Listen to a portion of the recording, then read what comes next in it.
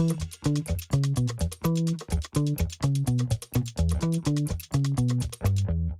everyone, this is an episode of Ardent Talks. I'm Robbie Laird. I have recently started at Ardent as Director of Stakeholder Engagement and Communications, and that's exactly what we're talking about today, the launch of our renamed directorate dedicated to stakeholder engagement, communications, consultation, and all things associated with it. I'm joined by Tom Hacker, and we're going to be talking about why we have taken the decision to launch this new directorate to make it a distinct service line within Ardent, and what our views are on what good engagement is, how Ardent is looking to be a market leader in it, and the kind of things that we're doing to make sure that we build on the wider company's huge experience across delivering infrastructure and making sure that we're part of those success stories.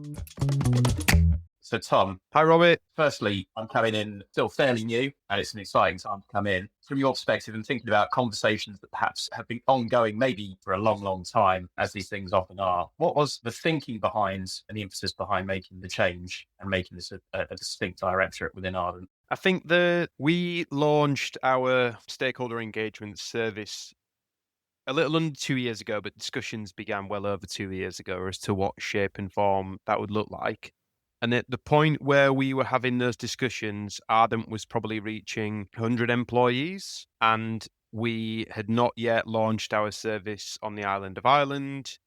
We were across 4 sectors, but I don't think anywhere near. And the long and the short of this is that Ardent is a much bigger organisation now, with a bigger geographical footprint and more work across more sectors. And that then means we've had a lot of exposure and gained a lot of experience during that time. And we wanted to better reflect, and I think the key word here is this stakeholder engagement element, and also the communications expertise, which is partly what you're here as well, Robbie, to provide. But bringing that stakeholder right at the forefront, it serves a purpose to better link what Ardent's unique selling point is, which is that we engage all stakeholders. We clearly have a very, very strong record in engaging people with an interest in land, a critical stakeholder. And we now have extensive experience engaging what I refer to as wider stakeholders. And it's that experience, a single team that's able to engage all stakeholders is absolutely critical. And that's why I was really keen to make that adjustment and make that change and make clear to clients that we specialize in that stakeholder engagement and communications piece. Hopefully, that aligns with your thinking as well, Robbie, and that's part of the reason why we wanted you on board, to sort of reaffirm our thinking and take it to a new level. Yeah, absolutely. And I think that the multidisciplinary nature of Ardent, and it's very interesting for me, actually, it's a first for me, really, coming to work for a consultancy where the bread and butter, the original focus has been on that land piece. And I think that, it demonstrates that there's real crossover between all the disciplines that go into delivering a major project. And at the end of the day, stakeholder engagement is often at the very heart of that, and making sure that we can unify some of those disciplines there, but also draw on the skill set. So within our engagement team, we've got people who come from a background in communications, engagement, public affairs, which is like me, but we've got people who come from a background in transport planning, in land referencing, assembly, and the other parts of that. And I think that, it shows that actually when we come together, we can actually have a lot of transferable skills, which really work very well to craft a unique offering on engagement and comms. And we think about landowners again, which is something that Ardent know how to engage with back to front. But actually then thinking about at what point in a project do our land team, or maybe our clients' land managers, pass off those relationships or bring us in to help manage those relationships. And, we have landowners who aren't just affected parties, but are partners in projects. And there's particular technologies in energy where we can think about that, like solar. But you've got some powerful advocates there, and people who really need to have their stories told, and they're the best people to have that story told. That's where having the engagement piece really crossing over with lands, really, really works, because we can help point them in the right direction, campaign manage them, and make sure that, the stories that they really want to tell of why they've chosen to partner with a developer or pursue a project themselves, or with investors, they can really talk about why they why they wanted to do that and tell that story of how, it's not just about money. It's there's a wider narrative to it, and that's really great to try and draw that out. And also, Robbie, on that, it isn't, but you're right to say that it isn't just about money, but it also can be. And in the sense that if we just look at solar, because that's quite an interesting point that you've made, that for certain landowners, this is about a long-term financial strategy for their family and their asset and their business. And therefore, they are making a financial decision, but it is more than just that. And I think we help those landowners, I wouldn't say shape their view, but obviously they're interacting with members of the public and they're challenged about the decision that they've made. And we're able, aren't we, through that relationship management you just said, we're able to steer them and give them advice as to how best to communicate that in a way that their engagement with the public helps promote the project in a positive light, rather than, in some instances, I think we've seen on projects where the frustration between landowners and the wider community can actually harm the project. And that brings me on to another thing that I think has changed whilst we're talking about the need to change and changing the name of this particular directorate within many directorates at Ardent, is the polling that we've done. We've been involved in two big polling exercises now, one around solar and one around wind. And both those polls, particularly the solar poll that we did, showed that landowners are actually the most trusted and critical stakeholder from a range of stakeholders. So the concept, it's not just a practical solution to employ a single team to deliver engagement with the wider community and to deliver engagement with landowners, two birds with one stone. There's actually a very clear strategic advantage to having one team engage those two landowners because they are intrinsically linked. If landowners are the most trusted members of the community, then our work with those landowners is clearly critical. We're seeing that play out on project after project now. Absolutely. And I think, again, just revisiting Ardent's different directorates in land and consent management, it's a natural progression to move and have this dedicated directorate, because even though there may be particular stakeholders that colleagues haven't had as much experience of dealing with, potentially like the politicians, as much as I might have done with my background, we see crossover in communities and regions between these stakeholders. For example, you may come across a landowner, either a near neighbour or who's a partner on the project, who may also be a local councillor or something like that. We've seen that quite recently, and you see that real crossover, and you start to realise that when we're doing what we call our stakeholder mapping, we call it mapping because it's a complex landscape that we're looking at, and the relationships between these different stakeholders, they're not sitting in silos. So again, it's that piece of just the transferable skills and how we talk to different stakeholders who often wear multiple different hats.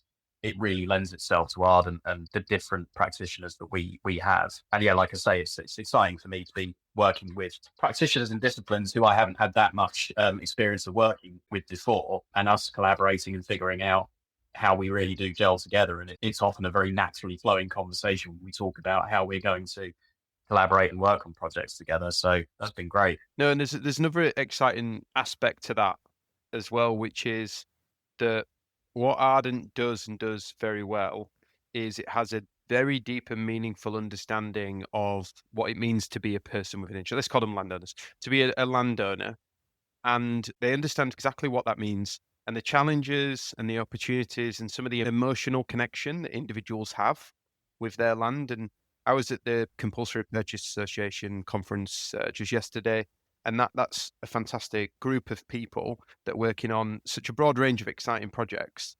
And they certainly know. They see this day in, day out because these individuals work for claimants that are impacted by schemes. They also work for promoters, specifically on the compulsory acquisition of land. And the right to buy land and the rights then associated with owning it is a foundational pillar of a liberal democracy. That sounds a bit stuffy, but that's so true when you reflect on it. And we're involved in these projects that have real consequences for landowners. Obviously, we've just talked about we work on a lot of projects where there's great opportunities for landowners as well. But where there are admittedly negative consequences, Ardent takes that very, very seriously. And I and my directorate and my team have learned a lot from that insight that our land team have gained of many decades of working closely, particularly claimants, Robbie. And that's another thing that sets Ardent apart. that we don't just work for promoters, we also work on behalf of and for claimants. And that really does enrich that sense of feeling as to what is their experience of being a landowner. And so we were able to articulate that, and if I could show you things that we've done that can only be done in that way, and you would only do them that way if you had the understanding and you had the knowledge and you'd learned from what these individuals experienced. That's why we do things how we do them. Yeah, absolutely. The wider environment, just turning to that, of why engagement and consultation and comms is so important. I mean, I think back to when I started in this industry, which was well over 10 years ago now. And I started out at a consultancy, which was mainly focused on what's often called planning communications. So working often on big regeneration projects for land promoters, new settlements and other, often residential led development. And I remember on the national scale, building stuff, whether it was housing, obviously things like utility scale solar was still, non-existent or very, very much in its infancy at that time. And not at the scale as we're seeing with DCOs now, certainly. Building stuff was not the national conversation and national debate that it is now. It did feature somewhat, and it certainly featured at the local level, but that seemed to be where it was kept. I suppose that has changed, but for multiple different reasons. The prevalence of NSIP projects, where they are just by their nature large scale and by definition are defined as being large enough to be nationally significant and therefore working their way up the political agenda and what society is talking about as well. But I think that really shows the emphasis of why we, as an industry, we all need to be taking engagement completely seriously. And if you think about the priorities of the current government and the debates and the challenges that we're having at the moment, wanting to have 150 DCOs this parliament, I think I heard a statistic that there's been 21 consented so far. So that's not bad at all, but there's a long way to go. And if they're wanting to do that, well, they did about 5 in the first week, didn't they, Robbie? The backlog helped, didn't it? They could clear a number off, but it is impressive. It is, yeah. I mean, that is, and certainly it's a clear statement of intent, which is, that gets you 90% of the way with just indicating to industry that you've got a government and an environment that's behind you. But we're looking at massive upscaling of solar and wind, SMRs, long duration storage coming through, transmission upgrades, geological disposal of nuclear waste, which is going to be a huge project, which is probably sort of coming bubbling away under the surface for a lot of people, but it's going to be huge. And all sorts of things like new towns, mass transit projects. We've got new mayors with new mayoral development corporations. We've seen some of those being launched by Andy Burnham this week. So development and building stuff is just going to keep going up and up the agenda. I suppose in terms of good engagement and making sure that we really are, a phrase that I've used in my career is driving advocacy and really finding those supporters, telling the story to people who need to be convinced and drawing out the benefits. At Ardent, we really put a lot of thought into that, and that's why we're trying to do things differently. Do you think as a wider industry, not just comms, but in infrastructure, we're doing well enough with that? And I'm thinking particularly in the context of we might not always have a government who is really banging the drum for building stuff and growing. It could be somebody very different who wants to really put that into reverse. Are we prepared for that? And are we laying the groundwork as an industry to safeguard against that? I think listening to you then, what that makes me think about is the fact that there is a way of looking at it that you can frame your focus around consultation and engagement on some of the most impacted individuals, local communities, landowners, near neighbours, and statutory consultees that they're invested in the outcomes of the project. And you can focus your engagement on them. And then sometimes this idea that you can either do that or you can engage the wider sort of community that, seek out the advocacy, engage people from a wider area and talk with a wider audience. And this idea that you do one or the other. So maybe people thinking, I've seen this on LinkedIn, people thinking, we've done too much over the years talking to local people. We need to talk to the wider community. What they should actually be saying is that we need to work harder at both. So if I was an inspector and having been involved in so many projects, I'd probably really enjoy it. I would expect to see a promoter present to me a robust assessment of how they have engaged a range of impacted parties and deep and meaningful over, as far as is required, potentially a long period throughout the design evolution process, and show how they've listened to or not, the key themes that they've received, whilst also welcoming how they've engaged a wider community, potentially over a much broader area, noting that if you're building a solar farm that provides electricity to 300 plus thousand households, or whatever the figure is, you obviously have both a right and there is an expectation that you will engage a broader range of users. And I would expect to see both of those done well. It's not an either or. I recognise that resources and finances are limited, but promoters need to be thinking about both, and particularly house builders. There is a lot of talk about, do we need to even listen to the local community? Because really, we just need to talk to the people who live in the surrounding area that are waiting for a house. That's not how the world works. You ignore those local communities at your peril. We need to do both. I think as well, just specifically with house builders, I think there might be a slight sentiment, and I think for anybody from the house building development industry listening, but it's almost sounding that warning now that, and I can understand, there's an element of they'd had such a tough time of it with the previous government, and with Michael Gove as the Secretary of State, who really just was not helpful, and really brought the industry to its knees. Now the government that's back in the builders, not the blockers, bringing in green belt reform, with the grey belt, things like that, and the new towns agenda. There's a feeling of, well, we don't need to talk to anybody now. We've got the government behind us, policies behind us. We're just going to plow this stuff through. I understand the sentiment, but it's it's one that you need to watch out for, because now is the time to to build those advocates and talk to those communities and say, look, we're coming forward with proposals. It's a time for growth that we need. Let's actually start the conversation about why we're doing that. Tom, you said it. Yeah, if you were in the hot seat, if you were in an inspector or sat on a planning committee, which is something that I've done in the past, and I wouldn't recommend it. It's not a fun night out. You'd be looking for a robust explanation of how they consulted with people. We've obviously got the planning and infrastructure bill, which is the DTO project's planning on doing away with, but doing away with the statutory requirements on that and the really stringent and prescriptive statutory legislation on how you do that. And we're going to move to a world where it's going to be apparently, comprehensive guidance and a real expectation of doing things really well. I don't know what your thoughts are on it, and I'll probably just start by giving mine. I was at the NIPA conference not too long ago, and I found myself having a workshopping session with, amongst other people from different disciplines, a lot of lawyers. Now, some people might caution about spending too much time talking to lawyers because you're always coming out feeling a bit gloomy and pessimistic. But I think that they were really hitting the nail on the head with a few things. That if you're moving from a world where it's very stringent statutory guidance, which has just led to a tick box exercise, and dare I say, almost producing an industry, if I can be a bit controversial, that has taken that methodology and really just standardized it and trotted it out time and time again, which is not the best way of doing it.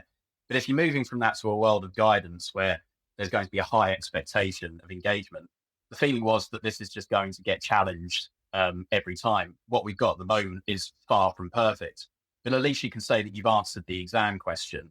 Whereas moving to the world of guidance, it does give the opportunity for promoters to really push the envelope. But I suppose there's a question of, on certain projects, is doing things differently and innovatively and really doing a much better job than they would have under the statutory legislation of engaging people and talking to people in different ways. On certain projects, are there just going to be some people where it will never be enough and it will just be a stick to beat you with? I think, and I talked about this. I've been at conferences speaking about this, so some of the listeners will have heard this already. But if we look at some of the changes to guidance and the applying the infrastructure bill, but also some of the guidance that's changing around compulsory purchase, is this movement towards engagement, as you said. But there's more to it than that. You touched on it again, the movement away from a tick box exercise. Look at it this way: a tick box exercise is well intentioned I probably would have introduced one if I was responsible for developing the 2008 Planning Act. I probably would have introduced it as it was. But after so many years, it becomes a race to the bottom in terms of ticking the boxes, going through the motions, some promoters clearly doing as little as possible, yet ticking that box. And what that does over a long period of time is it means that the industry and practitioners can forget what it is that they're actually responsible for, and also losing some of their creativity. You know, I'm not sure what the figure is. You might know it, Robbie, but probably upwards of 150, 200 or so DCOs have successfully been consented. We should have and have learned a lot from that process. Every single one of those will have involved extensive consultation and engagement. And those people, for the most part, are probably still in the industry. Their knowledge definitely is. We shouldn't need a checklist. I'm not saying that nobody needs to tell me what to do, right? I'm not saying that we, take away all the guidance because we know best. What I'm saying is that to prescribe in great detail after so many years and with so much experience in this country what's expected can actually limit some of that creativity around what's required. And I could name you projects where I've said I feel very uncomfortable with us submitting an application for this project, having made quite significant changes since we last consulted people. And there would be reasons for me feeling that way. I've worked on other projects where I've said to the client, I really don't think, based on the changes we've made and the feedback that we had last time around, I do not think that we need to engage people again. I don't think that would add value. It would be a waste of money.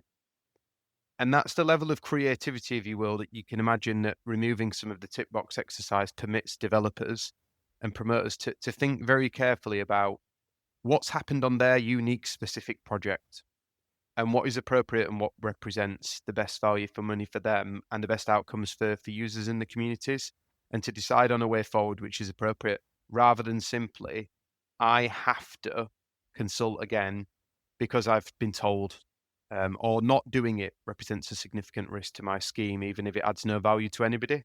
And I'm sure you agree, Robbie, that the time will tell, won't it? In 2, 3, 4 years' time, definitely 10, if that tick box is long gone and we're delivering better outcomes for clients and communities and we're delivering projects at pace, then that's one thing. If in 10 years' time those outcomes haven't been achieved and there are negative consequences of some of the way that people have gone about delivering projects, those stringent rules they'll not only be reintroduced, Robbie, they'll be introduced with more detail and more steps to follow. There is a level of trust here. If you take a step back and look at some of the changes, the government is trusting promoters and practitioners to do the right thing to get these projects delivered in the right way. Yep.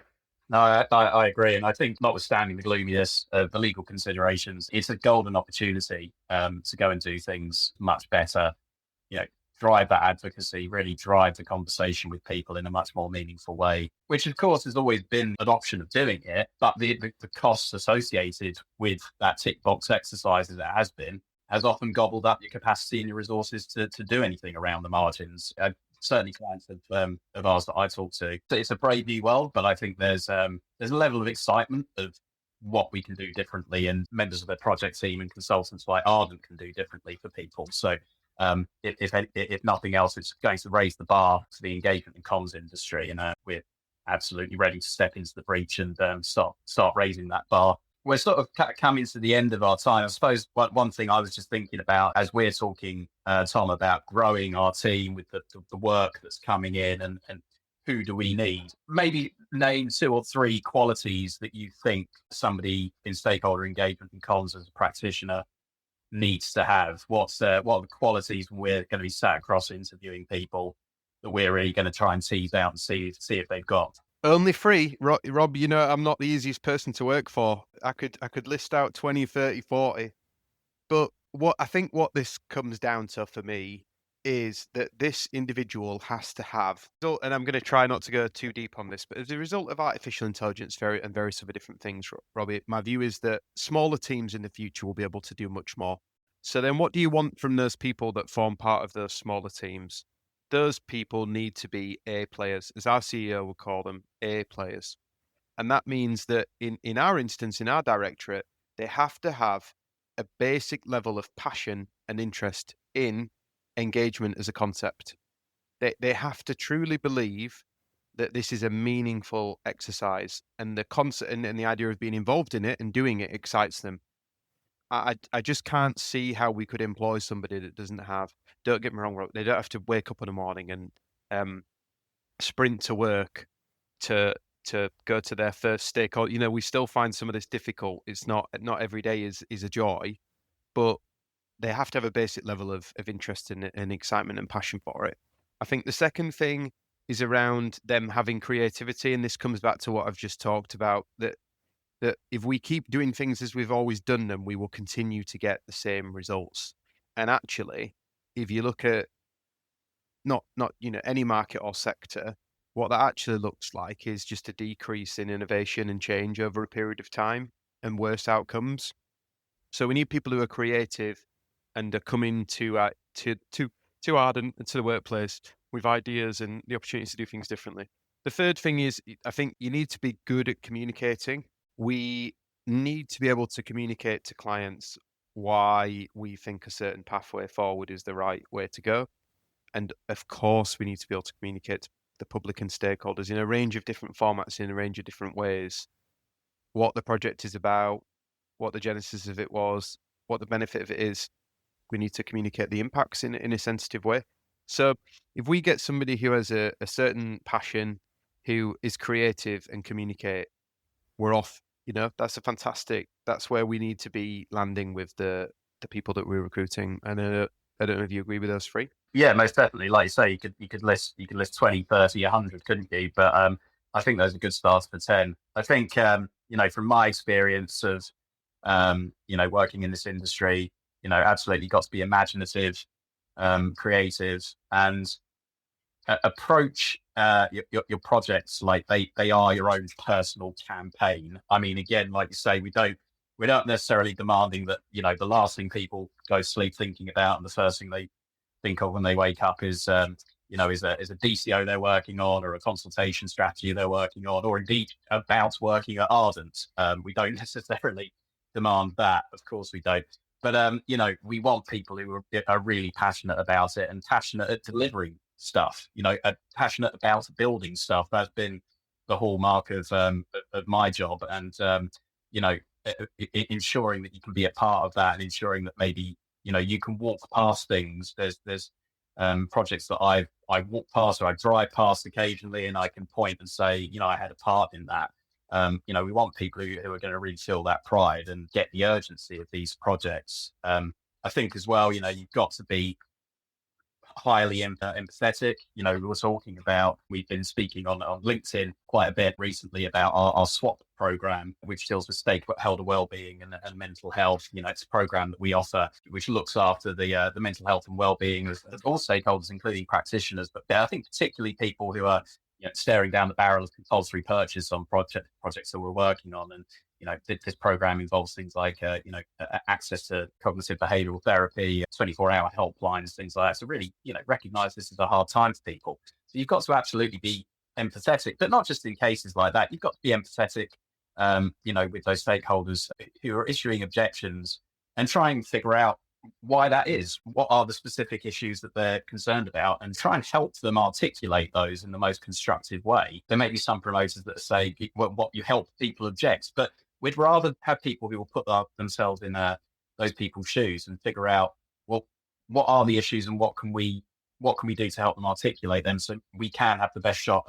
at mitigating them. So that real empathy and really enjoying speaking to people is a key quality. But then as part of that, resilience, I think, is a huge quality, because we've all had experiences of attending public meetings or attending exhibitions where you've really been through the ringer, and we've really had people becoming angry, even aggressive. That's not something that you should have to accept in your day job, but the resilience to be able to come back through very negative environments, but still be able to remain professional, as I say, remain empathetic, and dig into what people are telling you, and draw that out and take it away. Try and engage them in a constructive conversation instead of just a shouting match. and then being able to pick up and look after the rest of the members of the project team and your client to bring them through that kind of environment and get on the other side with some positive outcomes.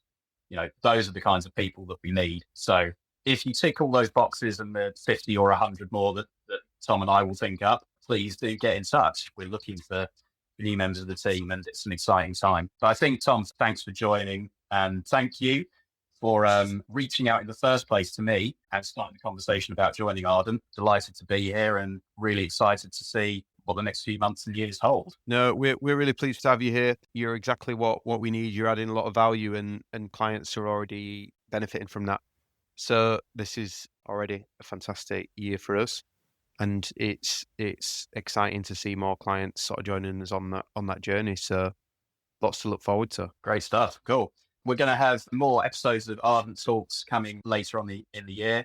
So stay tuned for that. Until next time, we'll see you in the next episode.